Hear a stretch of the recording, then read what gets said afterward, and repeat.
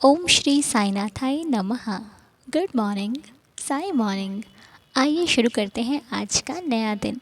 आइए मिलकर के प्रार्थना करते हैं, अरदास करते हैं, अपने बाबा के श्री चरणों को स्पर्श करके एक नए दिन, प्यारे दिन की शुरुआत करते हैं। हमारे जीवन में आने वाला हर दिन कुछ स्पेशल होता है।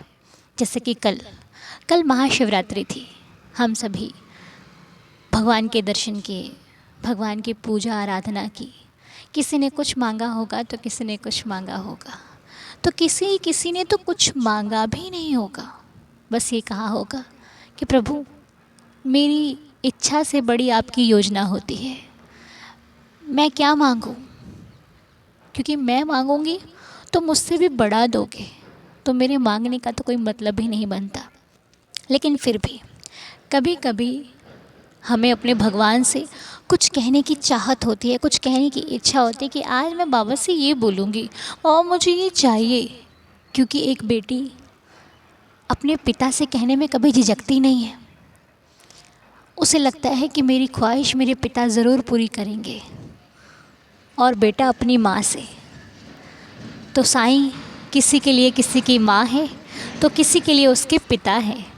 तो जब माता पिता दोनों एक ही हों तो फिर झिझक कैसी, शर्माना कैसा और हिचकिचाना कैसा।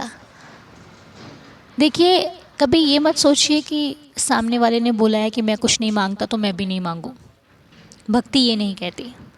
भक्ति में तो समर्पण है, और समर्पण के साथ साथ एक प्यार होता है जो सबसे अलग होता है। कभी कभी कुछ लोग ऐसा बोलते हैं कि अनु, लोग कहते हैं कि बाबा से कुछ मत मांगो तो मैंने मांगना छोड़ दिया। बहुत लोग ऐसा बोलते हैं। लेकिन मैं उनसे पूछती हूँ कि आपका मन था मांगने का, आपकी इच्छा थी मांगने की? वो कहते हैं हाँ। हमने कहा मांगो ना, फिर किससे मांगोगे? दुनिया के सामने हाथ फैलाओगे तो हंसी का पात्र बनोगे कि ले मांगता है रे, कैसा इंसान है, मांग रहा है ना। दुनिया से मांगना अरे रे बहुत गलत बात है, लेकिन ईश्वर से मांगना। रोते हो ना साईं दरबार में जाके, शिरडी जा कर के, जब बाबा के समक्ष होते हो आंसू निकलते हैं ना, शर्म आती है? नहीं आती ना। क्यों नहीं आती? क्योंकि जानते हैं कि वहाँ पे कोई मुझे कुछ कहने वाला नहीं है। मेरे बाप का घर है, मेरी माँ का घर है। यहाँ मुझे कोई चढ़ाने वाला नहीं है, मुझे देखकर हंसने वाला कोई नहीं है। यहाँ मैं अपने भाव प्रकट कर सकती हूँ, यहाँ मैं रो सकती हूँ, जी भर के दिल खोल के रो सकती हूँ। कई बार इंसान का रोने का भी बहुत मन करता है कि आज दिल लगता है कि खूब रो लूँ, मैं रो के अपने भाव अंदर के जो है वो बाहर प्रकट करूँ। ऐसा होता है कभी कभी। तो मेरा कहने का मतलब सिर्फ इतना है कि मैं दुनिया को देखकर क्यों मानूं अपने बाबा को। मैं जो हूँ, मेरी जो भक्ति है, मेरा जो प्यार है, मैं वो दिखाऊंगी ना। आज मैं आपको यही समझा रही हूँ सभी को, सॉरी बता रही हूँ, मैं समझाने वाली कौन होती हूँ। लेकिन आपसे मेरा यही कहना है, किसी को देखकर मत चलो। आपका दिल करता है आप जी खोल के मांगो, दिल नहीं करता है उन पर छोड़ दो। ठीक है? क्योंकि ये सवाल मेरे दिमाग में पता नहीं कहाँ से आया। शायद बाबा चाहते हैं कि आप उनसे मांगो, ये भी हो सकता है। जब दिल करे ना, उसके पास बैठ के अपनी सारी ख्वाहिशों को रख दो। बाबा मुझे ये चाहिए, ये चाहिए, ये चाहिए, ये चाहिए, अब तुम देख लो कि मुझे क्या देना है। लेकिन उनसे मांगने में झिझका मत करो। अगर नहीं इच्छा करती, अपनी इच्छा से चलो। किसी और कोई क्या कर रहा है, कोई भगवान को 5 किलो प्रसाद चढ़ा रहा है तो मैं भी 5 किलो बिल्कुल नहीं। फिर ये प्यार नहीं होता, फिर ये दिखावे में आ जाता है कि उसने किया, मैं बराबरी नहीं करनी है। मेरा प्यार भाव में ऊपर होना चाहिए, सामग्रियों में नहीं। ठीक है? अगर मेरा दिल कहता है कि आज इस एक लड्डू से मेरा साईं खुश होगा, तो उस लड्डू से मेरा साईं खुश होगा। उसे 5 किलो या फिर कितने किलो की आवश्यकता नहीं है। वो नाप तोल में नहीं आता, वो भाव में आता है। और भाव का कोई नाप तोल नहीं होता। भाव अलग से है ना, वो कहीं तोला जाता है ना मापा जाता है। वो अपने आप आता है, अपने आप चला जाता है। इसीलिए मुझे उम्मीद है कि आप मेरी बात को समझ गए होंगे कि मैं आपसे क्या कहना चाहती हूँ। क्यों कहना चाहती हूँ ये नहीं मालूम, लेकिन क्या कहा है वो मालूम है। हो सकता है कि इसमें ईश्वर की कोई मर्ज़ी हो, वो आपसे चाहते हैं कि तू बोल, तो दिल खोल के बोल, तो मेरे से बात कर। तुझे जो मांगना है मांग, अगर तेरे लिए अच्छा होगा तेरा साईं तुझे ज़रूर देगा। बस बस हमें पता होना चाहिए कि मैंने कुछ गलत नहीं मांगा है, मैंने जो मांगा है वो मेरे लिए भी उचित है, और अगर किसी के काम में आऊँ तो उसके लिए भी उचित है। इसमें कोई बुराई नहीं है, इसमें कोई गलत चीज़ नहीं होनी चाहिए बस। और इतना तो भगवान ने हमें क्षमता दे दी है सोचने समझने की कि अच्छा क्या और बुरा क्या, सही क्या और गलत क्या। तो बस आइए चरणों को पकड़ते हैं, हाथ जोड़कर प्रार्थना करते हैं कि साईनाथ बाबा, मेरा शुरू भी तू, मेरा अंत भी तुम, मेरी अच्छाई भी तुम, मेरी सच्चाई भी तुम, मेरी खुशी भी तुम, और मेरा आनंद भी तुम। बाबा, मेरी शुरुआत भी आपसे है, मेरी आखिर भी आपसे है, मेरी ज़िंदगी भी आपसे है, और क्या ही कहूँ, सब कुछ आप पर है, सब कुछ सौंप दिया। अब बस मेरे जीवन को हमेशा अपने इन चरणों से लगाए रखना, क्योंकि इन चरणों पर झुकने के बाद मैं अत्यंत खुशी का अनुभव महसूस करती हूँ, अत्यंत खुशी का अनुभव होता है, मुझे आनंद मिलता है मुझे। हे प्रभु, आपके नाम से चल रही है ज़िंदगी, संभाल लेना, संवार देना, और सदा अपने आप में लगाए रखना। मैं कुछ गलत करूं तो मेरा मार्गदर्शन करना, मैं सही करूं तो मेरा साथ देना, मैं भटक जाऊं तो मुझे रास्ता दिखाना, कभी भी किसी गलत संगत में ना लगाना, उन्हीं से मिलवाना जो आपके हों, उन्हीं से रिश्ता बनवाना जो आपके हों, किसी अन्य से जुड़कर मेरे को भटकाना नहीं। मेरी परीक्षा इतनी भी ना लेना साईं कि मैं पार ना कर सकूं। अगर परीक्षा लेना तो उस परीक्षा में मेरे साथ रहना, मेरा साथ देना, ताकि मैं उस परीक्षा में आपके आशीर्वाद से प्रथम स्थान प्राप्त कर सकूं। और बाबा के चरणों में मैं नाम रख रही हूँ निधि हाथरस से, जो हैं उनके भाई को बहुत कष्ट है। हम बाबा से प्रार्थना करते हैं कि निधि के भाई जो भी हैं, साईं उन पर कृपा करके उनकी जो चोट आई है बाबा की कृपा से वो बिल्कुल ठीक हो जाएं, स्वस्थ हो जाएं। मेरे साईं की कृपा सदा बनी रहे। आप चिंता ना करें, उदी जल दीजिए, बाबा का नाम लीजिए, और जो भी दवाई है वो करवाते रहिए। साईं ने चाहा बहुत जल्दी फ़र्क पड़ेगा। और हरमेश जी की तरफ से एक प्रार्थना है, जिनका नाम है निशा जी। हम निशा जी के लिए प्रार्थना करते हैं कि बाबा उन पर आई समस्या या फिर जीवन में आने वाली हर कष्ट से उनकी रक्षा करें। साईं बाबा की कृपा उन पर बनी रहे, और बाबा की कृपा से वो हमेशा तंदुरुस्त रहें, खुश रहें, स्वस्थ रहें। मेरी साईं चरणों में प्रार्थना है। उदी का सेवन कीजिए, साईं साईं नाम लीजिए।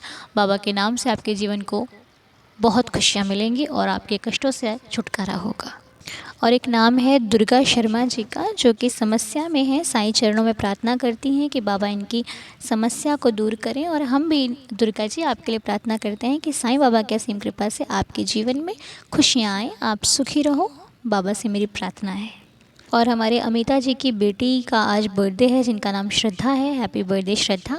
साईंनाथ आपको खुश रखें, स्वस्थ रखें। बाबा की असीम कृपा आपके जीवन पर सदा बनी रहे। साईं जी की कृपा से आपका हर सपना पूरा हो, हर विश पूरी हो। मैं साईं चरणों में ये प्रार्थना करती हूँ। और एक मैसेज हमारे पास जयश्री जी का था। वो अपने बेटे विष्णु के लिए प्रार्थना करती हैं कि उनके विष्णु बेटे को जीवन में अच्छा मार्ग मिले और वो स्वस्थ रहे, खुश रहे, कामयाबी को प्राप्त करे। जो भी ज़िंदगी में रुकावटें आ रही हैं, बाबा उन पर कृपा करे और उनकी रुकावटें दूर हों। मेरी साईं चरणों में प्रार्थना है। जय श्री जी। बाबा का नाम स्मरण कीजिए। साईं चरणों में जिसकी आस्था होती है उसका रास्ता मिलना पक्का है। आप आस्था रखिए, विश्वास रखिए, रास्ता साईं खुद निकाल कर आपको देंगे। और कल हमारे रंजना आंटी जी की मैरिज एनिवर्सरी थी, बड़े ही शुभ दिन पर थी, महाशिवरात्रि पर। लेकिन कल हम आंटी जी को विश नहीं कर पाए। लेकिन आंटी जी, आज हम आपको विश करते हैं कि आप और अंकल जी हमेशा स्वस्थ रहें, आपका जीवन खुशियों से भरा रहे अंकल जी, और आप सदा तंदुरुस्त रहें, हमेशा खिलखिलाते मुस्कुराते रहें। आपकी जो भी विश हो, मेरे साईं आप दोनों की हर विश को पूरी करें। आप और आपका परिवार सदा खुशियों में रहे। जो कि अंकल जी का नाम है संदीप अंकल जी, और हमारी रंजना प्यारे आंटी जी, आप पर बाबा की कृपा सदा सदा सदा बनी रहे। हैप्पी मैरिज एनिवर्सरी इस पूरे परिवार की तरफ से आपको। तो आइए अब हम आज की लीला की तरफ आगे बढ़ते हैं। उससे पहले एक बहुत ही सुंदर सी आवाज़ में आपको मैं आज 11 वचन सुनाने जा रही हूँ। आइए ज़रा सुनते हैं। अनुदी अनुदी मैं रितिका गुप्ता हूँ। मैं क्लास 1 में पढ़ती हूँ। मैं 6 इयर्स की हूँ। मैं आपसे 11 वचन बोलना चाहती हूँ। जो सिरडी में आएगा आपद दूर भगाएगा। चले समाधि की सीढ़ी पर पैर टरे दुख की पेड़ी पर टैग शरीक चला जाऊंगा। भक्त है तू डराऊंगा। मन में रखना दिल विश्वास करे समाधि पूरी आस। मुझे सदा जी भी थी जानू अनुभव करो सत्य पहचानो। मेरी शरण खाली जाए होठों को ही मुझे बताए। जैसा भाव रहा जिस जन का वैसा रूप हुआ मेरे मन का। भार तुम्हारा मुझ पर होगा वचन न मेरा झूठा होगा। आशा टालो भरपूर जो मांगा वो नहीं है दूर। मुझ पे रिंग वचन मन काया उसका रन्ना कभी चुकाया। धन्य धन्य भय भक्त अनन्य मेरी शरण जिसे न अन्य। अनंत कोटि भमान नायक राजा धीराज योगिराज परम खम्मा श्री सच्चिदानंद सदगुरु साईनाथ महाराज की जय। शिरडी के राजा की जय। द्वारका माई की जय। चावड़ी माई की जय। बाबा की जय और रितिका की भी जय। बहुत बहुत प्यारे हो बच्चे, आप बहुत प्यारे हो। मुझे तो वैसे ही ना बच्चे बड़े प्यारे लगते हैं, मेरे को बच्चों के साथ टाइम स्पेंड करना बहुत अच्छा लगता है।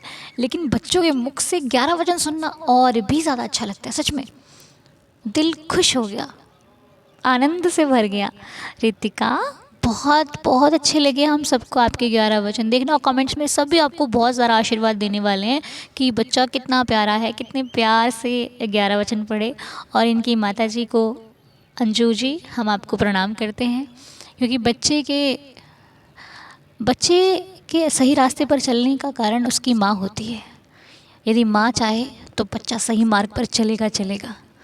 क्योंकि हमारे पास जो हमारे जीवन का अच्छा होना है ये माता की बदौलत होता है। और मैं भी जो कुछ हूँ अपने मैया की बदौलत हूँ, अपनी माता जी की बदौलत हूँ। वो नहीं तो हम कुछ भी नहीं, उनके बिना हम कुछ नहीं फील कर सकते। इसीलिए बच्चों का संस्कारी होना या बच्चों का सद्मार्ग पर चलना ये माँ की बदौलत होता है। माँ अपने बच्चों को अगर कुछ कहती भी है ना तो उनके भले के लिए कहती है। तो मैं आपको प्रणाम करती हूँ। आप जैसी माँ का होना जीवन में बहुत ज़रूरी है, क्योंकि आप ही हैं जो सही रास्ता दिखाते हैं। तभी हम बच्चे जीवन में अच्छाई की तरफ चलना शुरू कर देते हैं। हमें गलत चीज़ों से नफ़रत और अच्छी चीज़ों से प्रेम होना शुरू होता है। तो आपको भी बहुत बहुत शुक्रिया।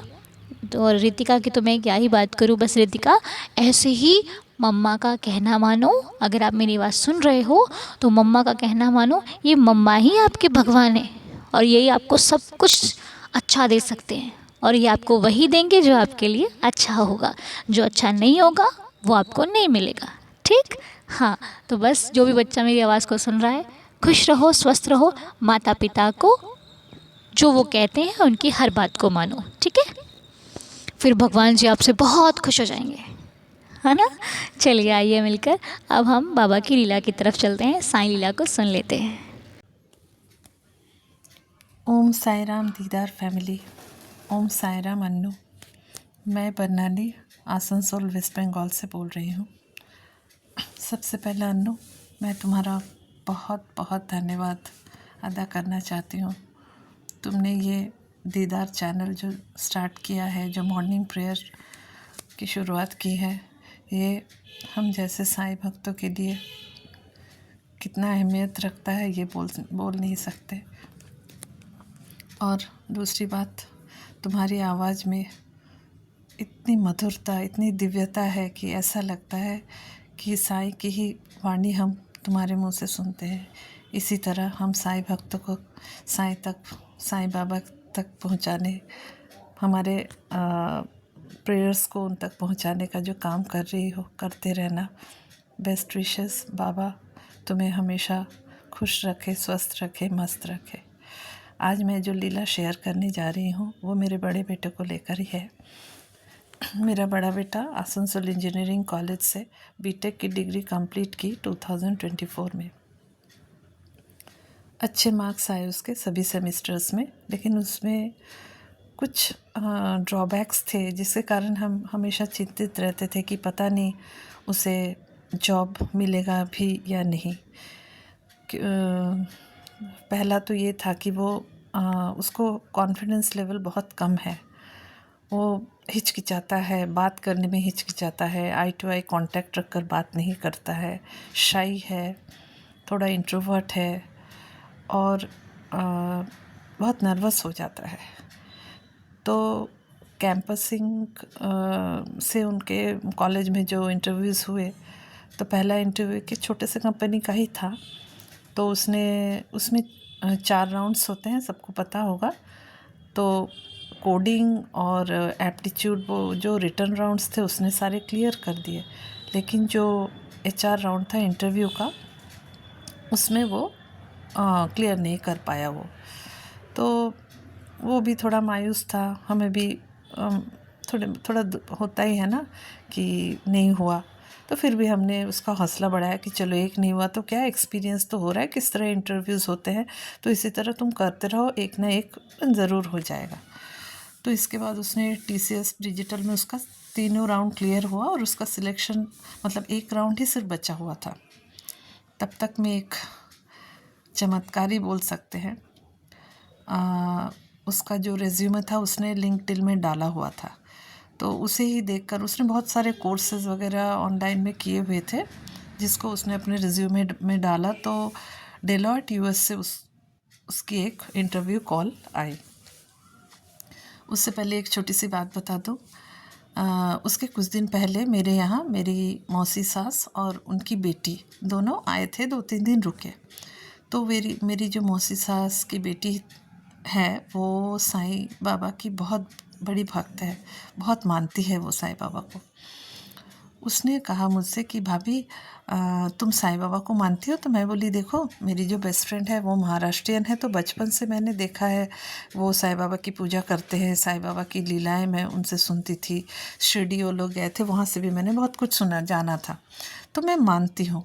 तो उसने बोला कि तुम्हारे घर के मंदिर में तुम एक बाबा की फ़ोटो उसमें स्थापना करो उनकी।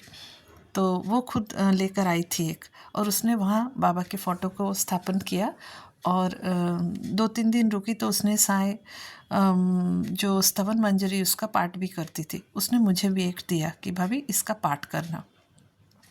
तो इत्तेफाक से जिस दिन मेरे बेटे की इंटरव्यू थी डेलॉयट US की, तो उस दिन थर्सडे था।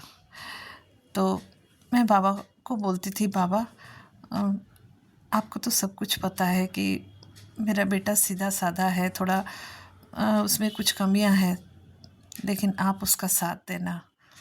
मैंने आपके चरणों में सब कुछ रख दिया है, आप देखना।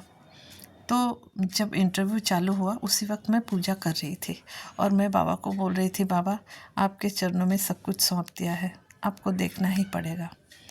फिर इंटरव्यू हो गया, वो बोला मेरा इंटरव्यू बहुत अच्छा गया है। फिर कुछ दिनों का गैप, हम लोग भी इंतज़ार कर रहे थे कि रिज़ल्ट क्या आएगा।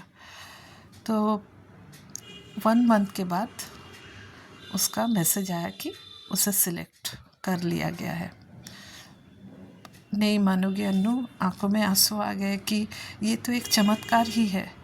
एक लड़का जिसमें इतना कॉन्फिडेंस लेवल कम है, जिसको इतना डरता है, नर्वस है, उसने कितना बोल्डली वो इंटरव्यू फेस किया कि इतने बड़े कंपनी में उसकी सिलेक्शन हो गई। और ऐसा हुआ कि उसके ग्रुप में जितने लड़के थे सबसे अच्छा कंपनी इसे ही मिला। तो ये बाबा का चमत्कार नहीं है तो और क्या है। जो कुछ भी किया है बाबा ने ही किया है। बाबा के चरणों में कोटि कोटि नमन। धन्यवाद बाबा। इसी तरह अपनी कृपा सभी भक्तों पर बनाए रखिए, सभी को खुश रखिए, हमेशा सबके दुखों में इसी तरह साथ देते रहिए। यही बताना था। और अन्नू, तुम्हें तो मैं फिर से धन्यवाद करती हूँ कि इसी तरह हमें साईं बाबा से जोड़ते रहना अपनी मॉर्निंग प्रेयर के ज़रिए। धन्यवाद साईं दीदार फैमिली, धन्यवाद अन्नू, धन्यवाद बाबा। ओम साई राम, ओम साई राम। जब बाबा जीवन में आ जाते हैं ना, तो चारों तरफ ऐसा प्रकाश फैलता है कि अंधकार का छोटा सा कण भी रहने के लिए डरता है कि अब इस प्रकाश में मेरी कोई जगह नहीं है। फिर प्रकाश जीवन में भी होता है और संसार में भी होता है। तो बस बरनाली जी, बहुत सुंदर लीला आपने हमारे साथ शेयर करी। ऐसे ही बाबा आपकी हर विश पूरी करें।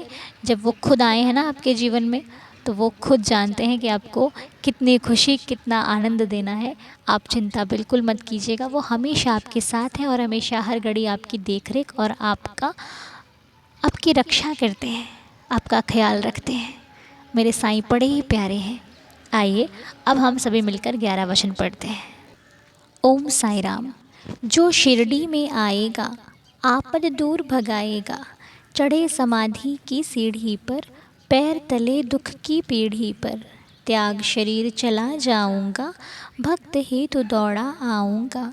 मन में रखना दृढ़ विश्वास, करे समाधि पूरी आस। मुझे सदा जीवित ही जानो, अनुभव करो सत्य पहचानो। मेरी शरणा खाली जाए, हो तो कोई मुझे बताए। जैसा भाव रहा जिस जन का, वैसा रूप हुआ मेरे मन का। भार तुम्हारा मुझ पर होगा, वचन न मेरा झूठा होगा। आ सहायता लो भरपूर, जो मांगा वो नहीं है दूर। मुझ में लीन वचन मन काया, उसका ऋण ना कभी चुकाया। धन्य धन्य वह भक्त अनन्य, मेरी शरण तज जिसे न अन्य। अनंत कोटि ब्रह्मांड नायक, राजाधिराज, योगिराज, परब्रह्म श्री सच्चिदानंद सद्गुरु साईनाथ महाराज की जय। बाबा के श्री चरणों में कोटि कोटि नमन करते हुए आज की प्रार्थना को संपूर्ण और दिन की शुरुआत करते हैं। साईं सबका भला करे, साईं सब पर कृपा करें। आज का दिन आप सभी के लिए शुभ और मंगलमय रहे। मिलेंगे आपसे बहुत जल्द, तब तक के लिए ओम साई राम, जय जय साई राम।